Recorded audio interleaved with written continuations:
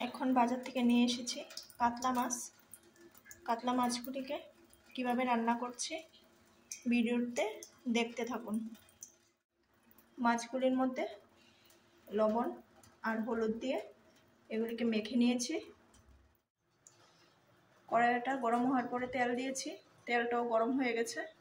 এখন মাছগুলি ভেজে নেব। মাছগুলি দিয়ে দিয়েছি গরম তেলের মধ্যে, ভালো করে ভাজা করব। মাছ ভাজাগুলি হয়ে গেছে, একটু লাল লাল করে ভেজেছি। ভাজাগুলি উঠিয়ে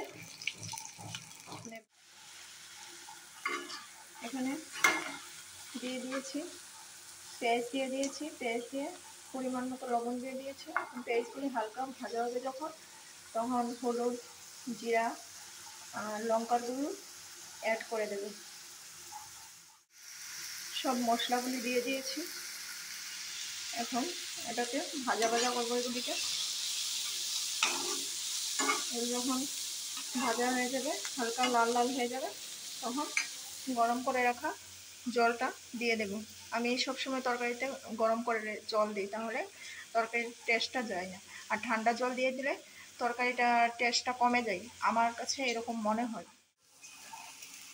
মশলাটা ভাজা ভাজা হয়ে গেছে, এখন জলটা দিয়ে দেব।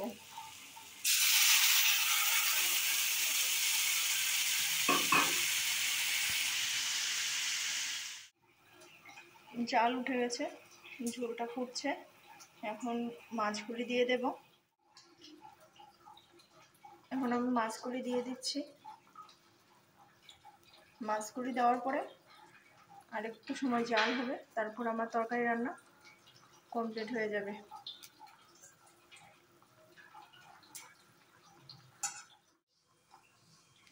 তরকারিটা মোটামুটি হয়ে গেছে। এখন তরকারির মধ্যে একটা টমেটো কেটেছি, টমেটোটা দিয়ে দেব। এরকম দিলে ভালো লাগে, টমেটোটা গলবে না আর খেতেও ভালো লাগবে। মাছ তরকারিটা হয়ে গেছে। এখন গরম মশলা দিয়ে তরকারিটা বন্ধ করে দেব। আমি বড় মাছ তরকারি হলে পেঁয়াজ দিয়ে যখন করি, পেঁয়াজ দিয়ে করলে গরম মশলা দিই, দিলে তরকারিটা ভালো লাগে, খেতেও টেস্টি হয়। আমার ভিডিওটা যদি ভালো লাগে আপনারা সাবস্ক্রাইব করে দেবেন। টাটা।